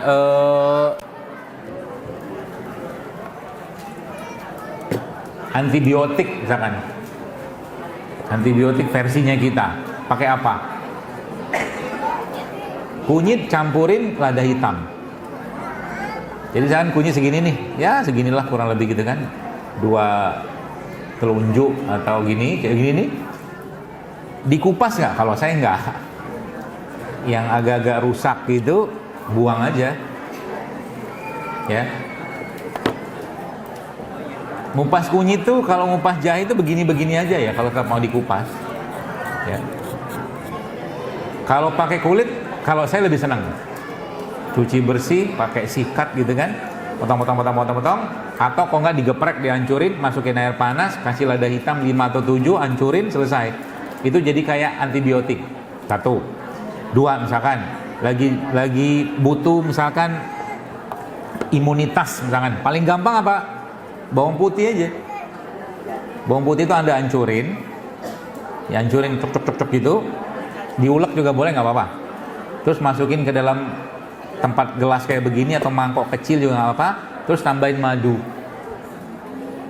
aduk, telan aja, dorong pakai air. Ya. Bagus itu buat antibiotik, bagus banget. Ya. Tadi pagi saya makan, tapi bukan bawang putih, tapi bawang hitam. Jadi tadi pagi itu saya makan apa aja kalau mau tahu. PCO saya makan, zaitun saya makan, chia seed saya minum, ada madunya di situ. Kemudian bawang hitam saya makan sama habatus sauda 2. itu seharian biasanya badan saya asik banget dipakai buat beraktivitas seperti itu. Gampang gitu ya.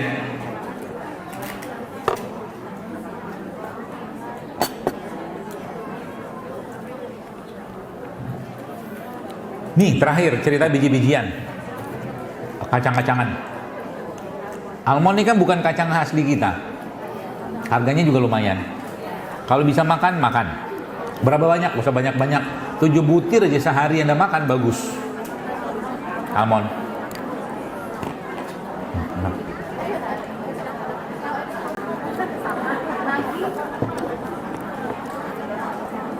Kalau nggak ada pakai kacang apa? Kacang lokal, kacang mede kalau bisa. Tapi kacang mede juga mahal. Iya kan? Edamame. Edamame itu bagus. Atau kacang, itu kan kalau kita pergi ke Bogor itu kan ada 2 kacang tuh, yang bulat. Kacang Bogor ya. Itu bagus. Cuman kan biasanya kan dikeringkan ya. Ya. Kacang-kacangan tuh kalau makan tiap hari, ya nggak usah banyak-banyak juga. Itu termasuk sumber serat yang paling bagus. Ya. Udah. Gitu kurang lebih. Kita sampai jam berapa, Mas MC? 10:30. Ya, kita baca pertanyaan aja ya.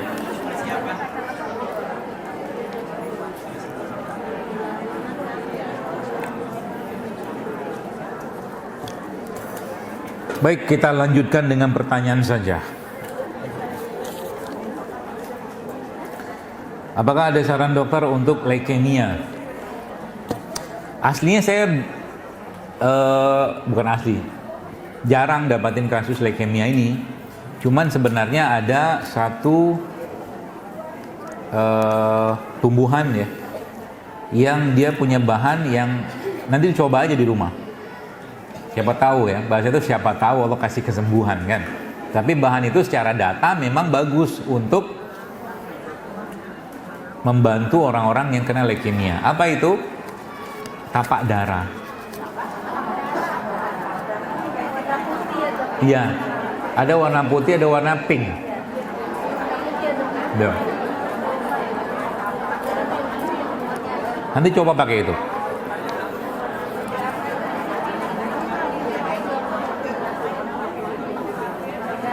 Bagaimana pengobatan endometriosis? Ya kalau radang, semua peradangan itu, terutama radang-radang di saluran reproduksi ya. Saran saya, bahan utamanya pakai kunyit aja. Tadi kan sudah jelaskan tuh ada kunyit, ada hitam, atau mungkin kunyit serai jeruk nipis itu coba aja pakai itu terus. Ya sama kalau ada radang maka kurangi semua yang berpotensi menyebabkan radangnya naik. Tadi saya jelaskan di awal tadi. Contoh tadi apa? Minyak goreng, gula gitu-gitu ya. Tuh.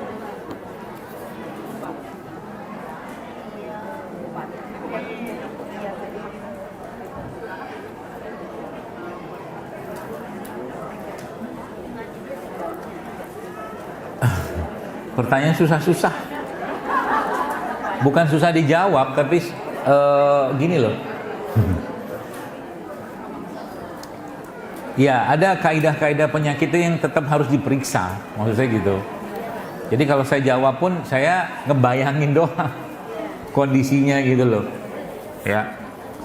Ini ada yang bertanya, beliau entah siapa, nggak tahu, entah beliaunya entah orang lain, pasca operasi, dan di situ disebutkan diagnosa itu cenderung ganas. Nah, pertanyaannya, apa herbal yang bisa dipakai? Gini, pengobatan yang paling bagus ya, kalau untuk semua jenis kanker kata lain, kanker adalah puasa, beneran. Rutinilah puasa. Orang yang rutin puasa itu insya Allah badannya akan sangat-sangat sehat. Sel kanker semua akan mati. Itu satu. Yang pertama, yang kedua apa lagi? Makanannya diperbaiki. Kemudian dia olahraga, kena matahari, tidur yang benar. Ya, itu juga akan mengurangi atau memperbaiki kondisi itu. Nah, kalau sudah ada kecenderungan ganas itu misalkan, puasa itu akan memperlambat katakanlah gitu kondisi perburukannya, ya, ditambah dengan makan yang benar, dan ini sama ini dibenerin. Berarti kalau untuk herbalnya katakanlah yang kita bisa pakai untuk urusan perkankeran kayak begini, pakainya apa? Banyak banget. Bisa pakai kunyit putih, ya, bisa pakai keladi tikus, ya, bisa pakai sarang lebah, sarang semut. Tahu kan sarang semut kan? Nanti coba dilihat herbal sarang semut, dia bentuknya kayak kayu pohon gitu. Itu juga punya efek anti kanker. Dan ini semua jenis rimpang-rimpangan ini, ya, semua jenis ini kan rimpang-rimpangan ini punya efek anti kanker. Semua, kunyit, jahe, apa lagi, lengkuas, atau kalau ini kan ini apa nih? Ini bukan. Ini kayaknya biang kunyit ini. Iya, ini biang kunyit. Karena kalau temulawak biasanya lebih pucet. Ya, kunyit sendiri punya banyak sekali kandungan anti kankernya, beneran. Ya, makanya itu yang saya bilang tadi. Kalau nggak ada sakit apapun, Bapak Ibu rutin minum kayak begini tiap hari, Anda ganti aja tiap hari. Hari ini minum kunyit, besok minum jahe. Sehat badannya. Nggak apa-apa. Paling gampang apa? Ya bumbu dapur itu. Bumbu dapur itu kan ada serai, ada jahe, ada kunyit, ada lengkuas, ada daun salam. Kalau ditambahin daging jadi gulai dia. Santan, santan nih, bahas santan dikit. Santan tuh aslinya bagus, asal jangan dipanaskan. Panaskan. Kalau nggak mau makan santannya gimana? Makan kelapanya. Kelapa tua itu, yang buat santan itu, Bapak Ibu makan 1/4 aja sehari, itu bagus buat jantung. Kelapa tua.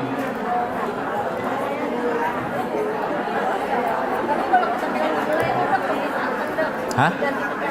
Apa? Hah?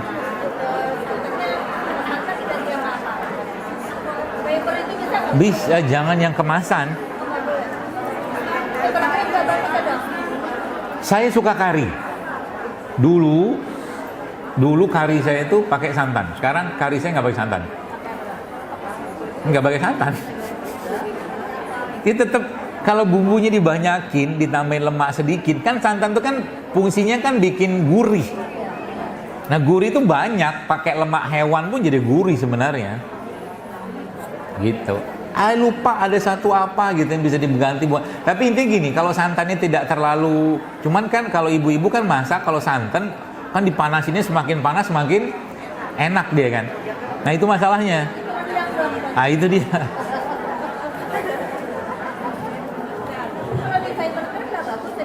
Hah? Kemasan. Kalau sudah kemasan gak usah dibahas. Jangan tanya kemasan.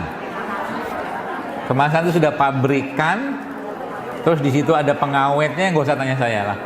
Gak masuk pertanyaannya. Krimer gitu kan, coba aja. Apakah ada herbal untuk seorang perokok? Ada. Ini nih. Nanti di rumah bikin aja. Isinya itu, ini nih. Isinya jahe merah.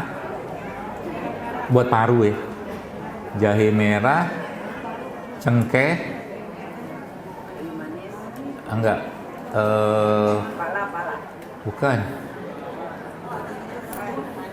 kapulaga. Tapi kapulaganya yang hijau.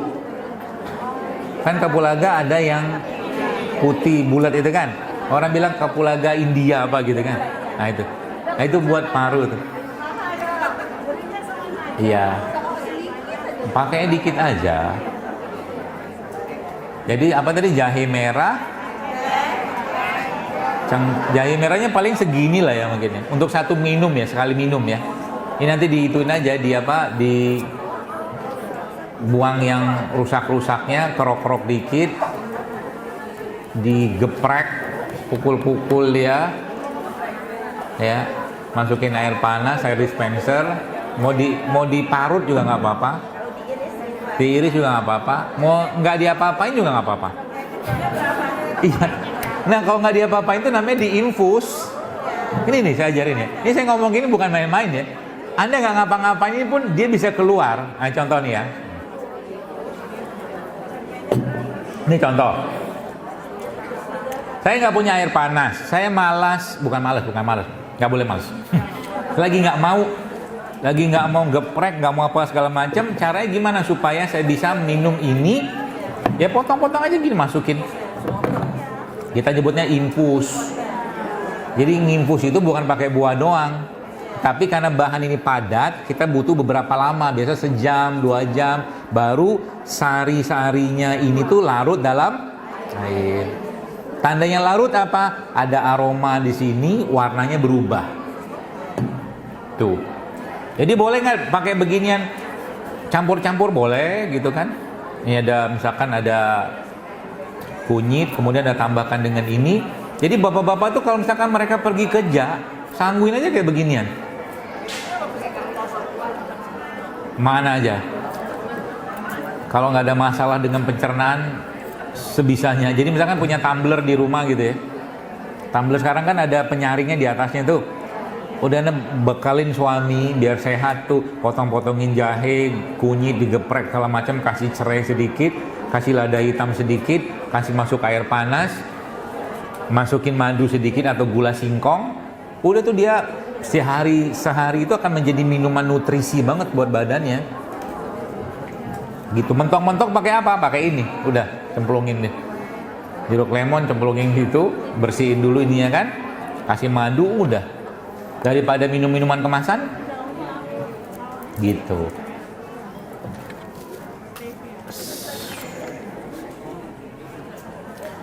Apa kiat? Apa saran untuk mengobati darah tinggi? Banyak. Air kelapa bisa, jalan kaki bisa, puasa bisa, apa lagi? Jus daun seledri atau jus timun juga bisa, kunyit juga bisa. Banyak banget. Yang mudah yang mana? Ini namanya infus ya, ini ya, kayak gini nih. Tadi kan saya bilang kalau mau tambahkan sedikit sama ini juga bisa, misalkan cemplung.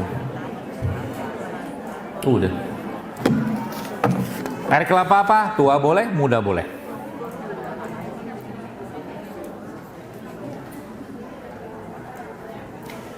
Bapak, Assalamualaikum Bapak. Waalaikumsalam Ibu. Apakah boleh minum rebusan air daun kelor setiap hari? Kalau ditanya boleh atau enggak, boleh aja. Toh Anda kadang-kadang ada orang yang tiap hari makan sayur kan. Sayur itu aja, sehat-sehat aja. Cuman ketika itu sudah terlabeli dengan obat, kita jadi ketakutan. Gitu. Jadi boleh nggak? Boleh. Cuman kita harus tahu juga. Misalkan daun kelor itu efeknya apa? Dia bisa menurunkan tensi. Menurunkan tensi, dia banyak manfaatnya kelor itu. Sebenarnya dia buat mengganti sel-sel yang rusak, itu berlimpah ruah manfaatnya. Ya. Cuman kalau saran saya, ganti-ganti aja sayurnya. Atau daun rebusannya itu ganti-ganti aja. Sirih bagus nggak? Sirih itu juga bagus. Nah, salah satunya nanti di rumah ambil sirih. Misalkan apa nih? Anggaplah ini daun sirih. Anggaplah. Ini kan malam-malam mau tidur, Malam-malam mau tidur, masukin daun sirih, gitu. Paginya nanti diminum. Efeknya apa? Nggak air biasa aja. Efeknya apa? Bersihin paru, dia buat apa? Kewanitaan, darah tinggi, badan jadi wangi nanti. Gitu.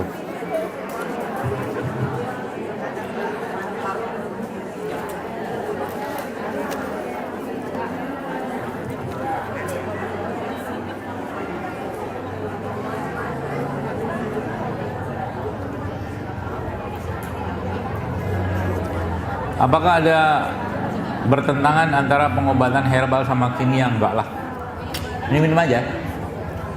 Tapi yang paling utama, Bapak Ibu sekalian, sebenarnya Anda tidak perlu obat apapun. Bahkan herbal sekalipun, asal pola hidup Anda benar. Dah, titik. Ya, berarti kalau orang sudah makannya benar, dia puasa, dia olahraga, dia bahagia. Maka ibu-ibu ini nih, ibu-ibu nih, nanti coba bikin bikin klub wanita penghuni surga judulnya. Namanya gitu. Ngapain? Ya kajian, taklim segala macam. Nah, jangan lupa, Anda juga perlu bermain. Beneran loh. Saya baca di beberapa penelitian ya. Itu ternyata beberapa kota-kota di dunia yang usia harapan hidupnya tinggi, itu mereka pasti pada bermainnya. Itu nenek-nenek 80 tahun gitu kan, dia begini misalkan ada segitiga gitu, dia ngelemparin gitu. Wah, masuk sini. Makanya kan nenek-nenek gitu kan biasanya kan kalau ketemu cucu kan suka main. Kenapa nggak ada cucu nggak ada main? Main aja ketemu teman gitu kan, main-main zaman dulu, jangan berlebihan juga. Supaya apa? Karena permainan itu menimbulkan keceriaan. Gitu. Yang belum nenek-nenek juga nggak apa-apa sih. Ya. Gitu. Nenek-nenek perlu bahagia aja. Iya. Biar kalau nanti sudah waktunya kontrak di dunia sudah habis, meninggalnya dalam keadaan bahagia kan gitu. Iya benar. Meninggal mau kita semua pasti mati kan, pilihannya matinya kayak apa. Nah, tinggal kita yang tentukan sekarang. Kalau kita biasa hidup banyak zikir, senang, bahagia, banyak tolong orang, matinya kita nanti kan seperti itu akhirnya. Gitu loh. Jadi kenapa harus gundah gelisah sama dunia? Kan mati juga. Tapi kalau bab tentang kesehatan, kalau ditanya ngapain juga kita hidup sehat, kan mati juga. Nah, itu tuh kalimat bodoh kalau saya. Kenapa? Kalau Anda mau rambut Anda rapi, apakah harus dibawa ke tukang cukur atau dibiarin aja? Kalau cukur udah tahu jawabannya. Sama juga dengan kesehatan. Kesehatan itu dirawat atau dijaga atau dibiarkan gitu aja? Dirawat. Makanya Allah menciptakan kayak begini semua nih, caranya Allah untuk apa? Merawat, menjaga kesehatan kita. Itu poinnya sebenarnya. Ya, sehingga zaman dulu ini rempah-rempah kayak begini lebih mahal daripada emas. Sekarang emas lagi naik-naiknya nih. Ya, lebih mahal. Ya, kenapa? Karena mereka tahu berharganya ini. Kunyit hitam, wah kalau Anda tahu kunyit hitam, mahal harganya, bisa 400-500 ribu sekilo kunyit hitam itu. Ya, pernah lihat kunyit hitam? Dia kunyit kayak begini, cuman dalamnya ada sedikit kayak gelap. Nanti dilihat aja di internet banyak kok. Itu salah satu kunyit terbaik, anti kanker, antioksidan. Ini pun antioksidan juga banyak dalam ini. Ya.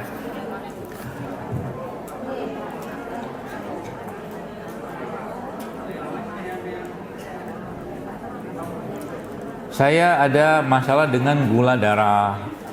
Dulu saya minum obat gula darah, sekarang gula darahnya sudah normal. Apakah bisa kalau saya nggak minum lagi? Bisa, asal Anda menjaga pola makan. Beneran. Apalagi sudah stabil gula darahnya, Anda kendalikan pola makannya dibenerin, olahraga, puasa segala macam, insya Allah akan sehat, tenang aja. Ya, karena manusia tidak didesain Allah untuk sering-sering sakit. Itu kata-kata saya ingat banget. Manusia itu tidak didesain Allah untuk sering-sering sakit. Kalau sering-sering sakit nggak bisa beribadah kita. Gitu. Ya, caranya gimana Allah menyehatkan kita? Banyak. Ya, dengan bangun malam, dengan ini gitu, ya, banyak sekali. Bagaimana cara olahraga yang terbaik menurut agama Islam? Gimana ya? Ya olahraga aja. Susah ya jawabnya. Intinya bergerak aja lah ya.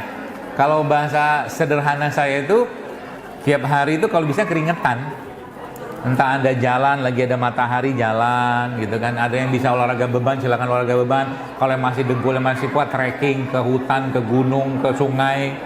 Kalau masih kuat. Intinya go sweat every day. Berkeringatlah tiap hari. Jangan hari Sabtu Ahad doang. Apa saran dokter untuk sakit mah yang nggak sembuh-sembuh? Oh gampang. Pakai kaldu tulang tadi bisa. Tadi itu. Kaldu tulang. Atau pakai air tajin, air tajin tahu ya. Nah sekarang kan ada tuh rice cooker yang airnya ditampung sama dia itu. Nah tapi syaratnya satu, Anda beli berasnya yang bagus, ya, beras yang jangan ada pestisidanya lah, gitu.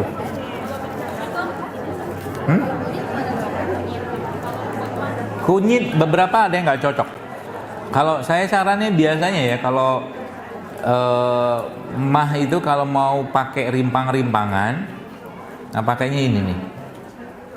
Ini susunannya ya. Ini lebih banyak. Ini jahe merah. Kunyitnya lebih sedikit. Terus nanti campur ini sedikit serai. Ini komposisinya begini. Jadi yang paling banyak ini. Ya, terus dikasih air panas, minum lagi anget, itu bisa. Baca pertanyaan dulu. Nih anunya di sebelah kanan banyak betul. Iya.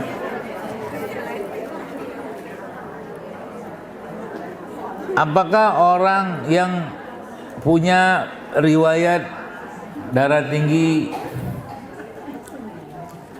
akan minum obat seumur hidup?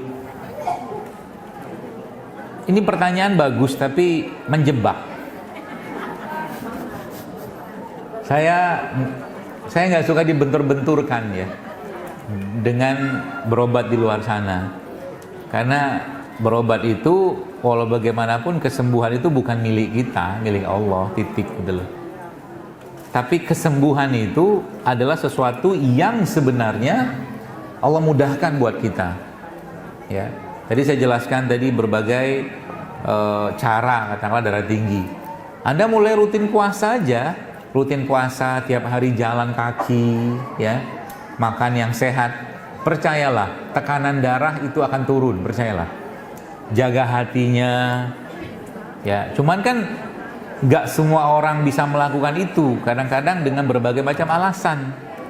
Ya, jadi kalau ditanya apakah darah tinggi itu bisa sembuh, saya akan jawab iya, bisa sembuh.